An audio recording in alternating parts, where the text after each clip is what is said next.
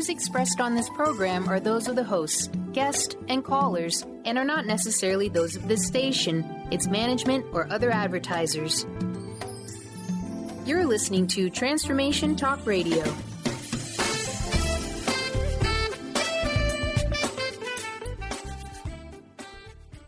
Welcome to Cultural Brilliance Radio, the DNA of organizational excellence with Claudette Rowley. Conversations that are transforming the world of culture and business. Claudette brings fresh, innovative perspectives that push the boundaries of what organizational cultures can and should be. Learn how to catalyze your organization's workforce into an authentic, intentional, and financially successful culture. Now here's your host, Claudette Rowley. Hi, everybody. I'm Claudette Rowley, and you are listening to Cultural Brilliance, the DNA of organizational excellence on Transformation Talk Radio. Stay with us for the next hour and let us help you experience some groundbreaking ways to transform your company's culture. Twice each month, we have some of the foremost experts on organizational culture, helping you understand how to make a brilliant culture the rule rather than the exception. Today, I'm incredibly excited to have Dr. Pat Baccili with us. As many of you know, she is the founder of Transformation Talk Radio, the CEO of Unlimited Possibilities, and the host of the Dr. Pat Show. Today, we're going to do something a little bit fun and different. We're going to actually be doing a think tank. Dr. Pat and I are going to have a really open discussion about one of our favorite topics, which is this idea of cultural intelligence. Welcome, Dr. Pat. Oh, it's great to be here. And, it's so super cool to be talking about this. And, for folks that are listening, the idea of having a think tank is one of these groundbreaking ways to say, we don't actually know what we don't know about what we're about to talk about. That's true. We don't. Completely unscripted. We have no idea. Yeah. But that's really the cool part, right? It is. Yeah, that by the end of our time together, we'll know more than when we started about this really interesting topic. Yeah, exactly. So when we think about cultural intelligence, what comes to mind for you? Well, I read an article once, and gosh, I don't know how long ago it was, but I read an article from somebody that said that there are multiple intelligences. And I was fascinated by that. And fast forward to where we are today, we don't generally look at each other through the lens of these other intelligence types. But you're doing that. Your idea of cultural brilliance is really looking at a more holistic view of intelligence. We're not like, are you smarter than a fifth grader? Although we can do that. But we're not just looking at, your SAT scores, the GRE scores. There are other forms of being in the world, and especially in corporations, you're talking about, which are game changers, I think. Yeah, absolutely. And I think, to your point, we tend to, I think, especially in organizations, focus on cognitive intelligence, and knowledge, right? What do you know? What can you analyze? And we see organizations moving more into the fact that emotional intelligence really actually, yes, counts because we're human and have emotions all day long. And so we hear trust coming up a little bit more. We hear emotional intelligence coming up. We hear people talking about, is someone a cultural fit for the organization? Do they know how to handle themselves at work? Things like that. Yeah. But that's still not pervasive across the board. No, it's not. Part of what you said, and I want to just get back to trust for a minute, is, my mom used to say to me, beauty is in the eye of the beholder. Mm-hmm. And I never knew what she meant. I would look at trust in the same way. I've learned that there are so many different forms of trust that people have in their consciousness and have a real hard time identifying the guts of it, so to speak. If I get onto a plane, an airplane, I am trusting that pilot and co-pilot, whomever they are, I'm going to trust that they've done their jobs to get smart about flying a plane, that they've got enough sleep the night before. And so it's not a blind trust. It's because we know that if we choose an airline, we're fairly confident that their standards for operating are pretty, let's just say, intact. If you buy an airplane from Boeing, you're pretty confident that the people that put the nuts and the bolts and everything, did the welding, that they know what they're doing. We're really less informed about human interaction. What do you think about that? I think we're less informed. Yeah, I think we're much less informed, right? When I get on a plane, I really, in order to be able to do that, I have to trust, right? Or I'll be an anxious wreck about it. And, right. So I trust that, yes, everything's going to go as it should, and the pilot knows what he or she's doing.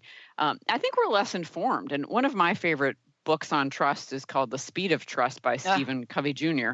It's been out for quite a while. And I use that a lot in organizations when we're starting to talk about trust, because he breaks it down into 13 different behaviors and links trust to credibility, links trust to productivity. If you have less trust, or higher trust, you have higher productivity and lower costs. If you have less trust, you have less productivity and higher costs. And I love that he breaks it down to 13 different actual behaviors that people can take a look at, because so much of what we think of as trust, like you said, it's sort of this innate, like I trust you or I don't, probably for reasons I'm not even sure about. Right. Unless someone really violates my trust or does something unethical, lies to me, a really overt reason to not trust them. But other than that, we just trust based on instinct for the most part. And organizations, I find, some are very evolved and really talking about trust and have developed trusting environments and a lot of psychological safety. But of course, the ones I go into, haven't done that, or I wouldn't be there. And that's not often even something they talk about. Yeah. I mean, we're seeing this left and right and upside down and sideways. And, people are either plugged in or tuning out at some level. But there are fundamental things in this country. Let's just stay here for a moment. In this country that we trust are going to happen. And there are some things that when they don't happen a certain way, we don't understand. Mm-hmm. We trust that if we go into a workplace, generally speaking, it's going to be safe. Mm-hmm. But I did a show the other day on bullying with Chef Rossi, and the statistics don't iron that out. They don't pan out to say a workplace is safe for certain groups of people. And so these behaviors you just mentioned now start to look like and feel like blueprints that affect many, many other things in the workplace. And that's the culture. It's a culture, and it's what the culture, I'm thinking right now of a company I'm starting to do, working with some other consultants and as a team. And the culture, if you met the CEO, this is a nice guy. But the culture has been complicit probably for decades in allowing bullying behavior. Yeah. And there's one person right now that they're working on, extricating. And my question was, why has his behavior been tolerated? Yeah. Well, he's a rainmaker. He's this, he's that. He has this huge account. He's, the reasons we usually hear. And all that's true, but why have you tolerated this behavior? And I came to realize it has been baked into their culture at this point. And so it gets baked into the culture. And someone else in the organization who's a woman was told, when she talked about this one individual, she was told, you need to learn to deal with bullies. Yeah. Toughen up versus why don't we address his behavior? So now it's being addressed. But I think by and large, we see, this lack of know-how around how to handle bullying behavior. Yeah. And so what I think you're saying, though, is listen, if, the research is telling people there is something like 9 or 10 different intelligence categories of how we can excel. In the workplace, we're using 1 or 2. What does that mean? What is the impact on that? That means we are missing an enormous amount of information and enormous opportunity. because we know there's social intelligence, which is our relationship with other people. And then relationship systems intelligence, which is understanding how the system within an organization actually operates. And that's, only people who are, in my experience, right, have taken additional training or are interested in these kinds of things, maybe have been trained as coaches, even know about relationship systems intelligence, right? So it's not necessarily something that's pervasive. And then I think there's something that's beyond that, which is why we're talking. One of the reasons we're talking today, which is cultural intelligence. And there's something in cultural intelligence about a symbiotic relationship between the people, the context that they're in internally, and then the external environment. And I think a lot of that symbiotic back and forth, that energetic back and forth, it happens all day long. And it is really, really not recognized. People are not, by and large, tuning into it. Yeah. And so we're missing out on so many forms of intelligence that would make how we work so much easier. Yeah, just the idea that there is an interpersonal level of intelligence, that has shown up in research and in identifying multiple intelligence types. Everything from, linguistic to logical to spatial to music, kinesthetic, interpersonal, intrapersonal, naturalistic, existential, all of those types. And they all seem to point to the fact that we, to some degree, Claudette, what we have, each of us has some of this. The question is, are we even aware of it? And if we are aware of it, how do we use it? So logic would say that if I'm going to, have a meeting with a team and there's a team briefing that was done, a document done for me to read before the meeting, and decisions had to be made, you would think that maybe it would be a good thing for me to read the document. Just read it. And so all of these other types of intelligence kind of fit in. And I wish I could say that, I'm not alone when I say that those forms of actions just don't happen. They don't happen the way we think. They don't happen the way we think. And we're going to take a break. And when we come back, we'll continue talking about that. You're listening to Cultural Brilliance Radio. I'm Claudette Rowley. And we are going to take a quick break and come back and continue talking about this really interesting topic of cultural intelligence and how it's evolving in this very conversation.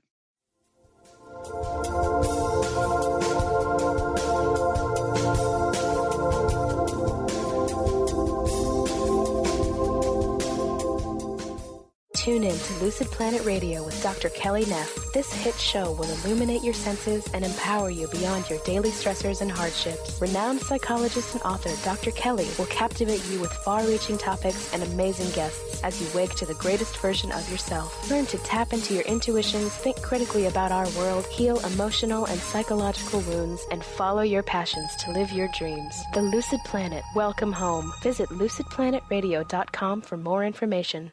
What is a brilliant culture, and how do we create them? Why are they important? Claudette Rowley has created a breakthrough 5-step process to help you align your culture with your business strategy for exceptional results. Looking for a culture that drives organizational excellence? Listen to Cultural Brilliance Radio, the second and fourth Friday of each month at 10 a.m. Pacific and 1 p.m. Eastern on Transformation Talk Radio. To learn more or work with Claudette, visit cultural-brilliance.com. Tune in to The Jen Royster Show, intuitive guidance to inspire your life, each Thursday at 8 a.m. Pacific and 11 a.m. Eastern on TransformationTalkRadio.com. This amazing show is an inspirational hour that will take you on an epic metaphysical journey to discover the spiritual approach to life's greatest challenges. Dr. Jen is an internationally known intuitive counselor, spiritual teacher, and energy healer. Call in for intuitive readings and visit JenRoyster.com for more information.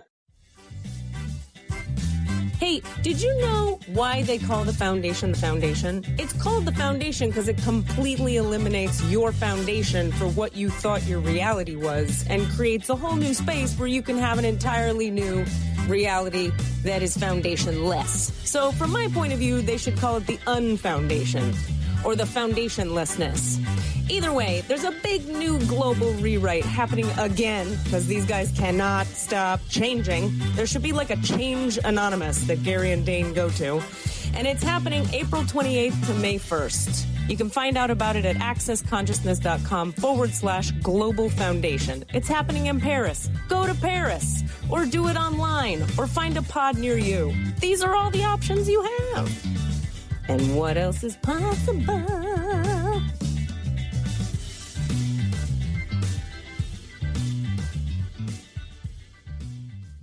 Chris Stanis is a spiritual leader and healer and teaches a course on how you can transform your life through a meditation and healing system that will manifest your spirit's dreams. She manifested the Women of Wisdom Conference, the Women of Wisdom book, and this radio show. And she can show you how to change your life too.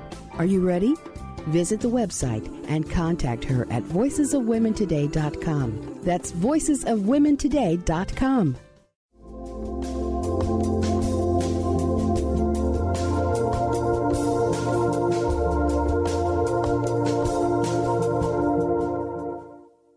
We're back on Cultural Brilliance, the DNA of Organizational Excellence. I'm Claudette Rowley, and for those of you just joining us, we have a really exciting guest today, Dr. Pat Baccili, the founder of Transformation Talk Radio. Yes, so excited you're here. Yeah. And we have been talking about cultural intelligence, right, in our new think tank format, which is just a really unscripted back and forth opportunity for us to evolve this topic, right, and continue to explore it. Yeah. Yeah, absolutely. And so one thing we were talking about right before the break was you were starting to talk about what was coming up for me was really integrity in a way, right? Yeah, it's kind of integrity, but I don't know. I mean, I got to tell you, I was on the phone most of last night with some people that I work with. I mentor young people, actually young, old, doesn't matter, but I mentor young women who are in addiction and recovery. And I got to tell you that I just was there to listen.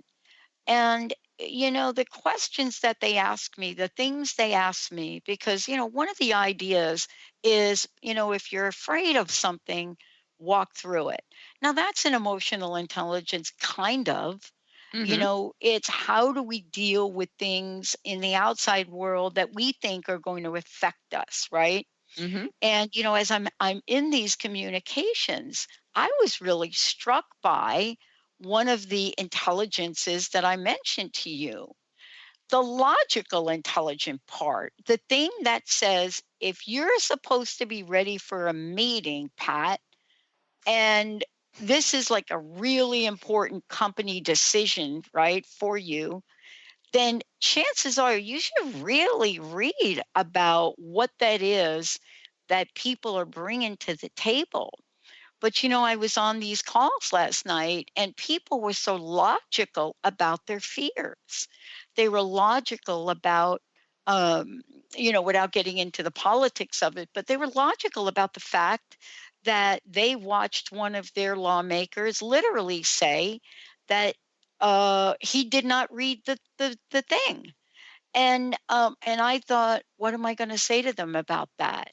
Mm-hmm. How do I talk about them, really stepping into a place of trust, right? Because mm-hmm. that's what we're talking about here.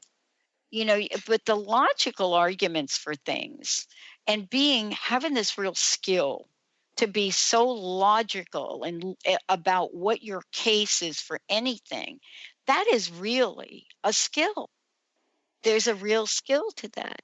But then when you take a look at, wait a minute, now I've got to pull in this existential and emotional side of this. Now I got to pull in the interpersonal side of this. Then it really presents some confusion. But I think in what you're talking about is we need to authentically show up in each of these places, because that's where I think the game changer is. What do you think? I agree. And I think this piece around logic, and I'm so glad you brought this up, because there's logical intelligence and we have cognitive intelligence, but sometimes we really see logic missing, emotional intelligence missing, in this, what your example of lawmakers, voting for a bill without reading it first, which, wow, there's no logic or emotional intelligence there that I can think of. It makes me I was starting to think about what's going on when any of us, right? Let's say it's a company coming together, company, government, whatever, group of people coming together to talk about something really important, and logic goes out the window, and emotional intelligence, social, any kind of, of the intelligence isn't really being honored or considered. It seems to me that we're back in our lizard brain, and in some place primitive where we're saying, I just got to go with the party line, or I need to be political about this, versus saying, wait a minute, what's the logic here? And I've said that in organizations before. I'm like, okay, let's peel back the layer of the onion. How was this decision made? What was it based on? Was it based on no one's going to talk to me if I don't vote with them? Vote the way they're voting? Is it what's it actually based on? Like let's string the logic together and see if it actually holds. And I think that's a piece we don't talk about a lot. But if you use logic, that's a really good barometer to see if what you're doing actually makes sense in an organization. Yeah. The thing that I love is that, we have blockbuster movies now that show characters that are all logic, right? And you go through the movie, and what is it? I can't remember the movie, which one it was, whether it was Voltron or something, where you got these really highly, almost cyborg, really logical, gets to a point in the movie and it's really crushing and heartbreaking, and a little tear kind of falls from the eye, right? Like this little, oh no, where did he go? Is he like going to be crushed or something, right? Right. And this is really a tough one, though, in defining it, because I think that what you're saying, or at least I hear you say, is, emotions play a part. But yet at the same time, they're probably frowned upon. And yeah, these ladies I were talking with last night, they were logical, they were well-informed. They happened to watch the news, and not only did they hear their representative not read the bill, but then say they hadn't even read Obamacare. And I think that there's a level of integrity, as you said, that has to be articulated. But if the bar is so low, and you and I have been in organizations, Claudette, where the bar has been so low that even in an organization, reading a policy, like maybe it's a leave policy, because I did that for a living, even reading the policy is not something you can get to, right? To even find out. But yet, a leader will make a decision. Sometimes we have a form of cultural brilliance, right? Because there's a range. You may not be on the high end of that. You may not be on the high end of it. Sometimes it's not a life or death situation. Like in their case last night, this was life or death. They both have children that are have physical challenges. One is autism, the other one's cancer. And so for them, they have moved into some levels of intelligence that move beyond just the emotional, the details of it, the scoring of it. How do you present this to organizational leaders? What is the way that we can bring a form of cultural brilliance to the table and talk about it, to touch upon both the science, the statistics, the linguistics, the interpersonal, the intrapersonal, because we have got to be able to get this in the world that's changing now. Yeah, we do. And I think, I think a lot of cultural brilliance and cultural intelligence is the combination of all these intelligences. Yeah. I don't know how you can have one without really the other. And this piece about, emotions being frowned upon in the workplace and things like that. One of the things, I'm not going to say anything new here, but I think it bears repeating, is we are run by emotions. So there are emotions in the workplace all day long. And the emotionally intelligent piece of things is to honor the fact that we have emotions as humans, and they're running us, especially if we ignore them. so there are new books and research on emotional agility in the workplace, and that's the one I'm thinking of right now is Emotional Agility, but by Susan David. But these books that are talking about how do we manage our thoughts and feelings, which is essentially what emotional intelligence is. We're going to have thoughts, we're going to have feelings. How do we manage them? And I think about what would a culturally brilliant workplace would be. I have a sense of how to manage my thoughts and feelings. I'm human, I'll make mistakes, but I know how to do it. I know when to apply my logic. I know, I understand my relationships with other people. I understand what's going on in the overall system, and I can listen to the culture and understand what's going on within it. I mean, that's really what cultural brilliance is and cultural intelligence are about. Yeah. And, part of this is expressing what the blueprint is for this, and then getting buy-in on, well, I can live with that logical part, but what do you mean by this other part? What do you mean when you talk about the DNA of organizational excellence? How do I get from maybe where I am, which is not scoring really very well on the cultural brilliance indicator? How do we get from there to be that organization that is moving upward? If nothing else, I think it's a call to not move further down the scale. Yeah, that would be nice. And the people in the organization, they know. Well, they know, and the thing is and there's ranges of how much this comes naturally for people and how much is learned, of course. But all these different intelligence we're talking about, a lot of it we are unconsciously understanding anyway. And so it's about being able to bring it into the forefront, bring it into the conversation and surface it and saying, oh, wow, let's talk about our relationship systems. How do our people systems really operate, right? Let's talk about how we value logic, how we value emotional intelligence, and how do logic and emotional intelligence balance each other out. I mean, these ideas and intelligences in their application are not nearly as complicated as they sound if people are willing to tell the truth and trust each other enough to have that kind of a conversation. And I think, it's such a big idea that I think we should take a break for a minute and think about it. Yeah, let's do that. That sounds great. I'm Claudette Rowley, and you're listening to Cultural Brilliance. When we come back, Dr. Pat and I will continue this really interesting unfolding conversation. Stay tuned. We'll be right back.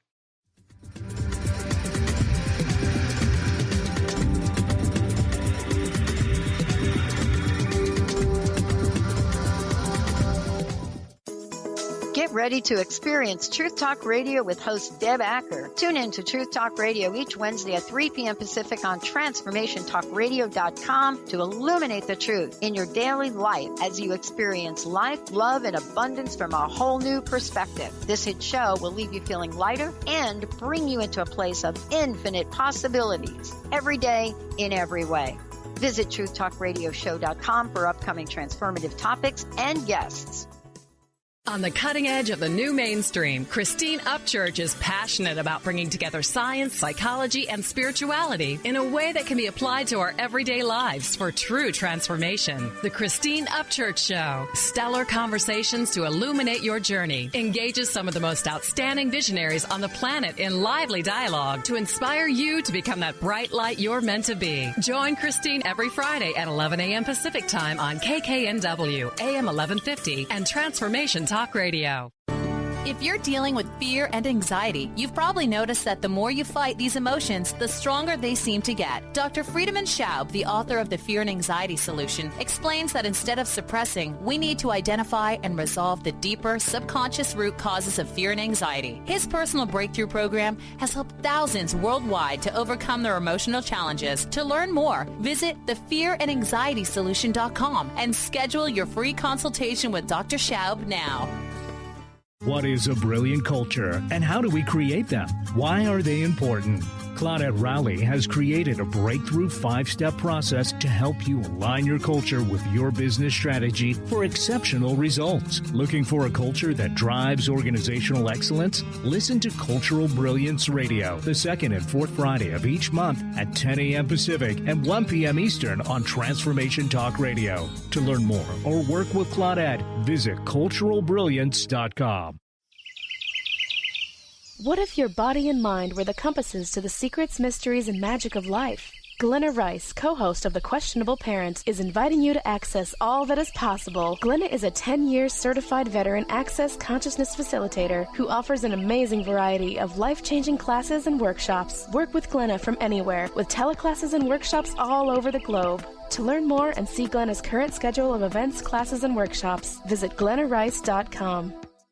Tune in to Dynamics of Diversity Radio, scripting the new narrative for immigration with leading experts Kripa Upadhyaya and Steve Tanijo on TransformationTalkRadio.com. This show will remove the noise that often accompanies discussions on this topic and share a new perspective on the dynamics of immigration and diversity, ever reminding us that together we are all at the core of innovation, excellence, and positive change. Visit OrbitLawPLLC.com for upcoming topics.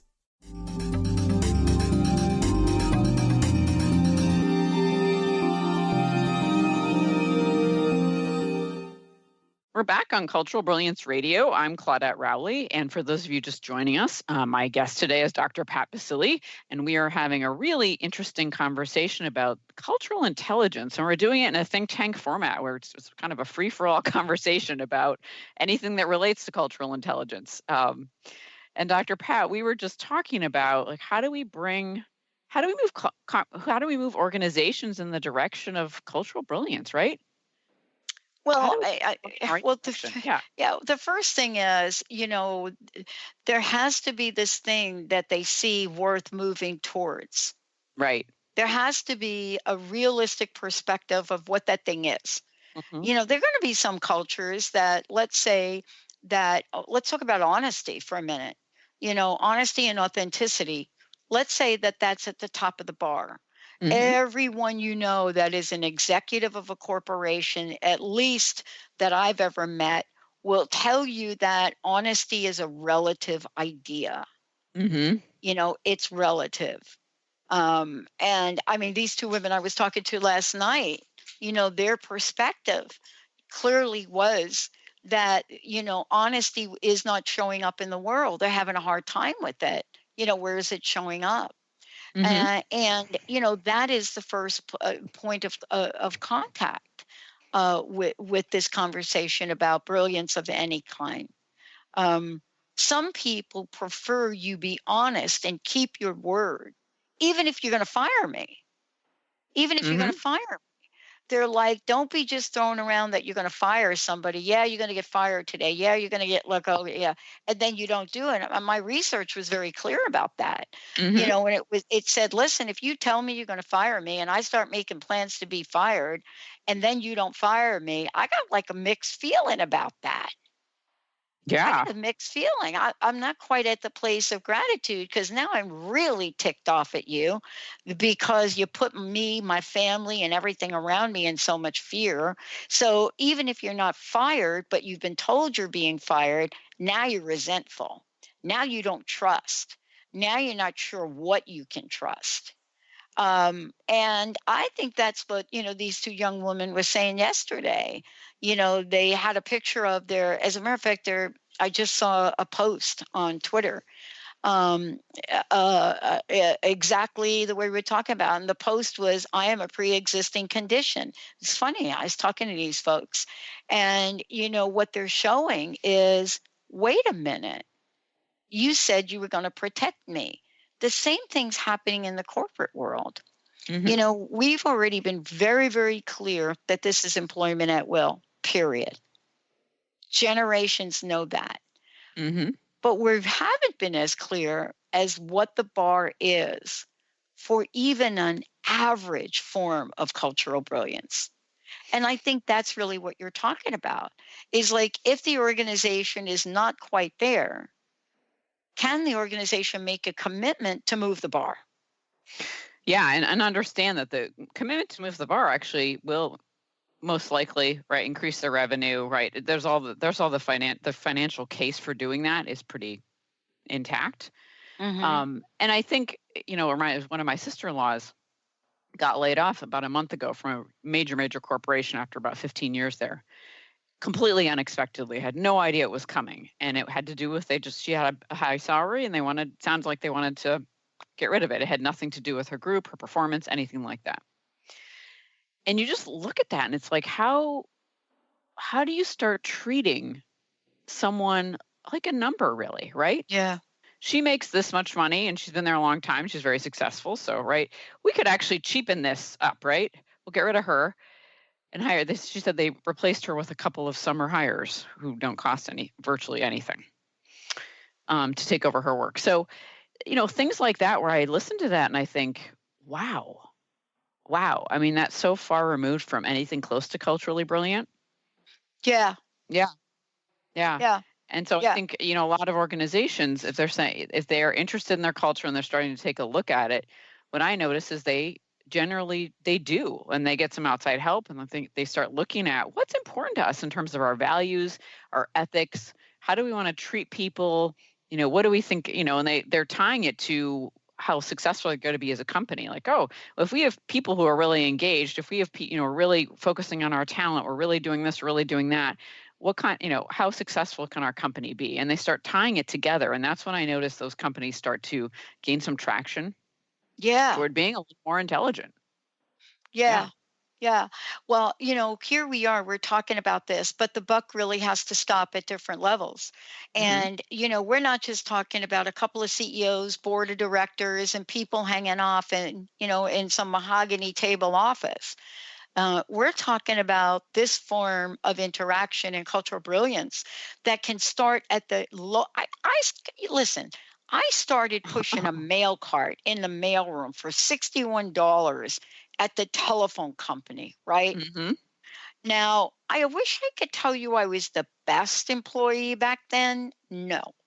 Mm-hmm. No, not the best. So how did I pan out on the cultural brilliance scale? I used to consider myself pretty resourceful there. I want to tell you that I figured out how to take a six mail trip route and reduce it significantly to 4. Then what's the question? What was I doing in the other 2 routes that I should have been delivering mail? Now, that's really an interesting dialogue. Now, why am I sharing that story? Because there was a part of me that just didn't absolutely understand that having a job was a luxury. It was not something that was an entitlement. Mm-hmm. And I didn't get that yet. So I had more fun literally skipping 2 of those mail runs, telling my boss that I didn't, and hanging out with the engineers at Bell Labs and looking at the frogs that they were using for sound, having one of them juggle, and hanging out with Arno Penzias, the creator, the Big Bang guy. Mm-hmm. Today, that would be called social loafing in the workplace. Mm-hmm. Mm-hmm. Wouldn't really get a high score on the cultural brilliance scale. No. It's a great story. There were consequences to that, though. See, there were consequences today, and I knew what they were. And as a matter of fact, when I actually got caught at that consequence, and I didn't get fired from the job, I got a second chance. Mm-hmm. And I learned from that second chance. Mm-hmm. Do you believe that we are setting the groundwork for having the absolute understanding of, if you do this, then you will be rewarded in this way. If you do this, then this will happen. I just don't know that we're doing much of that anymore. I think people and organizations, and even that immediate supervisor, see, that's the key. That immediate supervisor is going to, who your boss is going to set the tone for what you start to believe. Yeah, and to your question, I don't think there's much. I don't think there's much of a foundation, much of a groundwork anymore. Not like there used to be, and I think that's good news and bad news. On one hand, I'm just thinking as you're talking about just the range of companies I see, right, and the ones that are just, even if they're 50-person companies, right, or smaller, doing such amazing things with their culture and their brilliance, to the companies that aren't at all doing very well with that, or aren't treating people well and aren't getting the best out of them. yet within the shifting, kind of the shifting landscape, we see so many opportunities, right? Because when things start shifting a lot, you have so many creative opportunities for innovation to occur. And I think, my sense is how we think about work is in flux. It's in an actual transition right now. And in transitions, there's a lot of energy and opportunity. So we could definitely make the most of this. Yeah. Yeah. And, part of what's happening now, especially in some research I did later, is that we have expectations in the workplace. And, this idea, this myth that people should not have expectations, I think it's just bogus. I think it's unrealistic. I think we're human beings. I think we expect things. And the idea of telling an employee or an employee body, you don't expect anything, I think that's nuts, really. If people are going to expect things. They're going to pick up nuances. They're going to pick up what you say, what you don't say. They're going to watch how you treat other people. And the idea of creating a cultural brilliance organization is you can't be on one hand looking at talking to somebody in a particular way over here and then come over here and say, wait a minute, you're supposed to be more interpersonal with your clients. You're supposed to be more respectful. But yet, wait a minute, boss, what did I just hear you and watch you and see you do with my coworker, Mary, over here? Behavior has got to be key. Well, behavior is really key, and it needs to be congruent. So we can't, a friend of mine said recently, I was working with a school doing some cultural change work, and she said the kids can't get the best from the teachers until the teachers are treating each other really well. Which is the point you're also making, that we can't say, you need to improve your customer service, right? If you're a customer service representative in some way, and then not treat that person well. That doesn't even make sense when you really think about it. Here's where logic comes in. Does that pass the logic test? No. That actually doesn't make sense. And so we need to become congruent in how we think about it. We need to be congruent and look at how we're treating people internally, and then what are our expectations of how they're then, especially if they're outward facing in any way, how they're treating people as they represent the company or work with customers. So it's this, I think congruence is really something that's missing. And let's go ahead and take a break and come back. We can talk a little more about congruence. So this is Cultural Brilliance Radio. I'm Claudette Rowley here with my guest, Dr. Pat, and we're going to take a quick break. Stay tuned.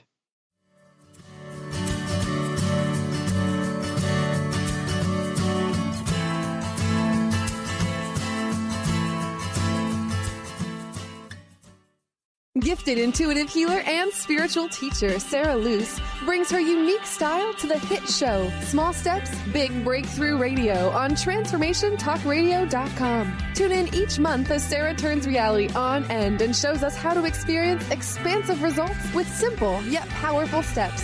Expect an enlightening bend on what you currently believe is possible. For show details and upcoming topics, visit sarahluce.com. That's SARALOOS.com.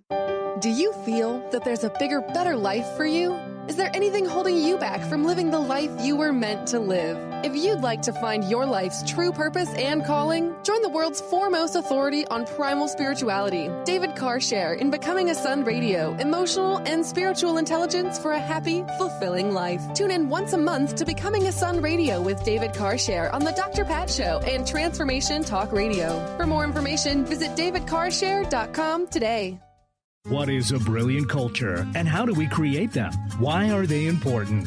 Claudette Rowley has created a breakthrough 5-step process to help you align your culture with your business strategy for exceptional results. Looking for a culture that drives organizational excellence? Listen to Cultural Brilliance Radio, the second and fourth Friday of each month at 10 a.m. Pacific and 1 p.m. Eastern on Transformation Talk Radio. To learn more or work with Claudette, visit cultural-brilliance.com.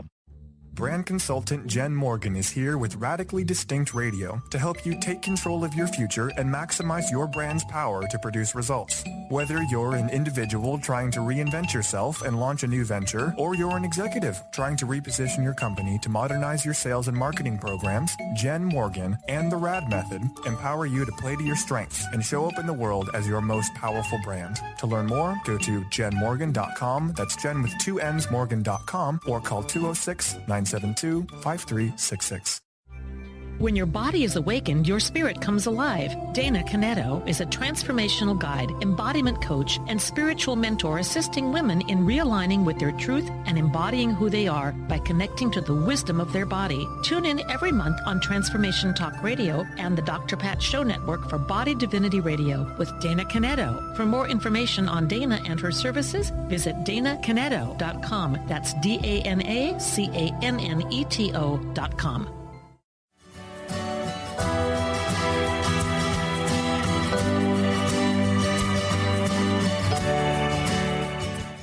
We're back on Cultural Brilliance Radio. I'm Claudette Rowley. Really excited to be here with my guest, Dr. Pat Baccili, if you're just joining us. And we are talking about cultural intelligence. And Dr. Pat, right before the break, we started to talk about this idea of congruence and how organizations treat their employees and then expect their employees to treat others, right? How often we see this incongruence. Well, there is incongruence. There is this idea of, we have literally looked at what people say, and then we watch what they do. Mm-hmm. And as a result of it, when we watch this, what we look for is consistency and alignment. And, that is congruence. Congruence is, am I consistent? Mm-hmm. And is what I say, my kinesthesiology, how I'm moving, does that mean that? All of the above. I work for a guy that started a staff meeting, and the expression of how he felt was how hard he banged on the table. Now, that today is borderline harassment. I mean, we can go in a lot of different directions on that. But the point that I'm trying to make is that you got to have everything line up. Mm-hmm. I mean, it's like, telling a child that I love you, honey, and you're screaming and you're just literally ripping their ears off. I mean, what are they going to hear? I mean, isn't it the same? Yeah, it's very, very similar. And I think it's making me think about this idea of emergence, which we haven't touched on, in organizations about, I think part of cultural intelligence and all these intelligence is teaching people to start listening for what's emerging. What do we, some of it's seeing, right? We might look out into the marketplace and see our competitors are getting better than us, right? Some of it might be pretty clear if we look at it, but it's also inside the organization, what wants to emerge? Like, are there places in your example of incongruence? Are there places where things are congruent? What does the conflict seem to be about? Where are people kind of chomping at the bit to move something forward? Where are they being stopped? I mean, in any organization, if we went in and could get deep enough into the dynamics, we'd start to see what wanted to emerge. And it's and I find so often what wants to emerge gets submerged because your boss bangs on the table or whatever, right? That we start just treading water and trying to survive our experience in an organization versus thriving in our experience. Right. I mean, here we are, and we're looking at this idea of brilliance. And, as we do that, we look at what's significantly important in the outer world. But this is an inside job, too. Mm-hmm. Yeah, it is an inside job. Well, I think everything's really an inside job because it gets reflected in the outside world. Yeah. What would you say to the people that are listening and thinking, how do we even figure out where my organization is? It's a great question. And some of it's we touched on trust and authenticity a little earlier in the show, and I think those are two places to look. Are people allowed to tell the truth about their experience? Without, recrimination, right? Is there some sort of psychological safety? Are people allowed to be authentic about what they think and feel, in a reasonably professional way? Are people allowed to disagree without, again, any negative consequences? Are people allowed to tell truth to the people in power, right? Can we tell truth to power? Mm-hmm. Are we protecting the people in power so they don't actually know what's going on, or they don't want to hear it? So that's one place to start. How honest are we allowed to be? Can we tell the truth, and what's the level of trust? Yeah. Is it a reasonably psychologically safe place to be? And I think those are some of the places to look, because one thing I know is you cannot ask a culture to evolve in a positive way, let alone a culturally brilliant way, if you haven't been able to tell the truth about what's going on, you don't understand what's authentic, and there's not some level of trust. It's just not possible. Yeah. Yeah. And, then you take it home and it spills over in your home. See, this idea of cultural brilliance does two things for us. One, even if we can move the bar a little bit in an organization, it could be an enormous change. It really, what we're talking about is, the difference between a 1-degree turn, a 2-degree turn, a 3-degree turn. But the point is that you have to stop moving backwards. You have to stop. I had an executive tell me one time, he said, I need you to come in here and stop the bleeding. And that was his view of his organization. Wow. Exactly, right? Mm-hmm. And I got to tell you, he was right. This was a 911 call. And by the time an organization gets to that place, then what you're doing is you're coaching the CEO to start to show up differently.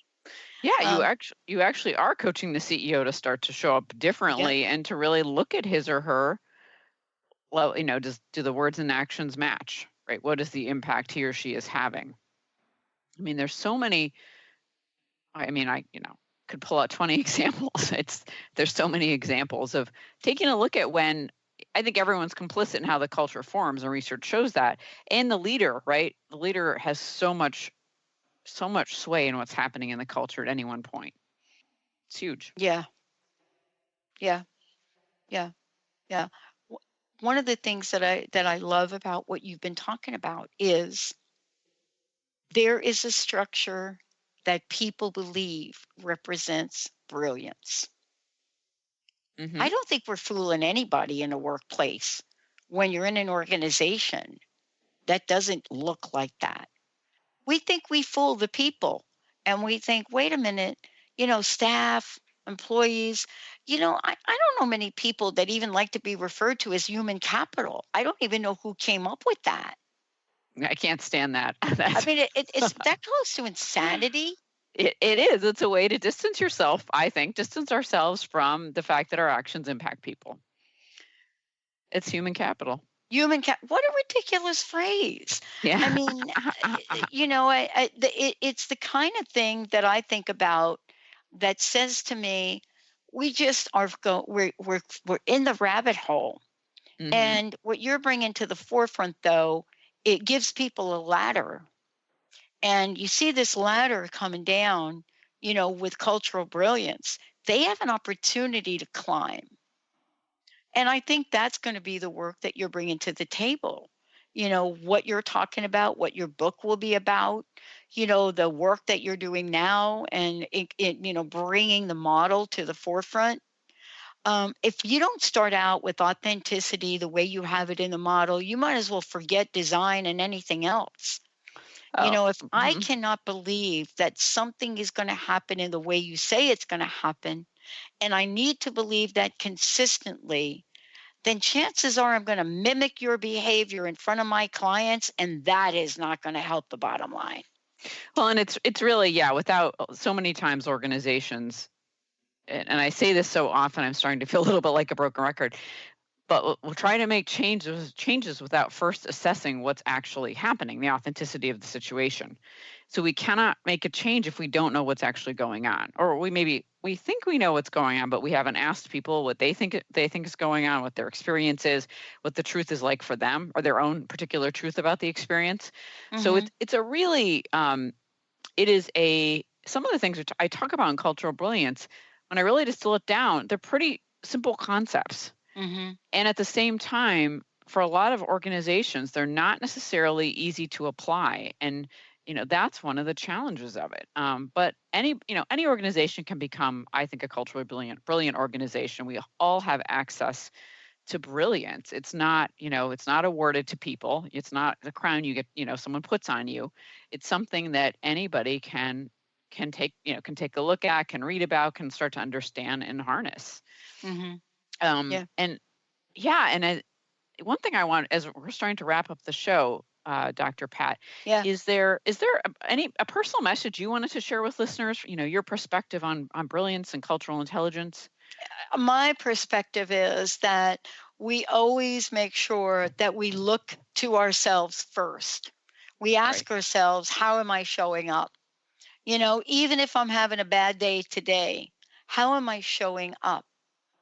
Can I shine in the world? Because that's really the key. That's the key for all of us. Many of us have worked in organizations, Claudette, that were less than brilliant, but that didn't mean that we couldn't shine. It just didn't mean that. And that's what I would say to folks. There's part of this where we can learn exactly what Viktor Frankl learned. And that is, we can create our own attitudes, have our own perspectives on where we are in our lives. And then take that. Somebody will be watching you. Somebody watches your brilliance. And when they do, they will mimic it. Mm-hmm. And then someone will watch them. And then someone will watch that person. I think that's one of the most important things for us to remember. Yeah, we can always shine, right? All of us have that ability and capacity to shine, and that makes a huge difference. Absolutely. Thank you for that. And thank you for being on the show today, Dr. Pat. Yeah, very fun. It was very fun. And thank you all for tuning into Cultural Brilliance Radio. As always, we had a great time. Please join me on the second and fourth Fridays of each month at 1 p.m. Eastern, 10 p.m. Pacific. Have a great week, and I'll see you back here next time. You've been listening to the hit show Cultural Brilliance Radio, the DNA of organizational excellence with Claudette Rowley. Conversations that are transforming the world of culture and business. You can download this podcast and find out more about Claudette and her breakthrough work at ClaudetteRowley.com. Please contact Claudette and find out how you can create a brilliant culture.